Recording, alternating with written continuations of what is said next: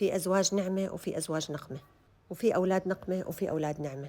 والدليل على هالشي قول الله تعالى بالقرآن الكريم: ومن أزواجكم وأولادكم عدو لكم فاحذروهم. وربنا سبحانه وتعالى ما خص لا ذكر ولا أنثى، جمع الاثنين سوا.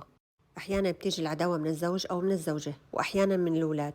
وأصعب شي بالحياة عداوة أولادك، لما أنت تضحي من شانهم وتربي وتتعبي وآخر شي ما تلاقي ثمرة مجهودك.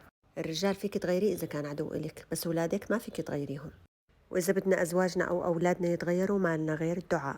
بالدعاء تتغير الأقدار، بالدعاء تتغير الأقدار، بالدعاء تنفرج الكرب، بالدعاء تحل المشاكل والهموم. ادعوا هذا الدعاء دائما: اللهم هب لنا من أزواجنا وذرياتنا قرة أعين. ولما تدعي لربك لا تملي ولا تكلي. يمكن ربنا يأخر عليك الاستجابة لساعة هو أعلم فيها، يمكن يكون بعد يوم، يمكن يكون بعد ساعة، ويمكن بعد سنة، والله أعلم. كله خير لإلنا. وإذا بدك رب العالمين يروح الشر عنك وعن أولادك دائما ادعي بهذا الدعاء: اللهم اهدنا فيمن هديت، وتولنا فيمن توليت، وقنا واصرف عنا شر ما قضيت.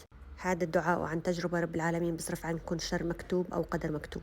وإذا بدكم رب العالمين يغنيكم ويرزقكم ويروح عنكم الدين: اللهم إني أعوذ بك من الهم والحزن والعجز والكسل، وأعوذ بك من الجبن والبخل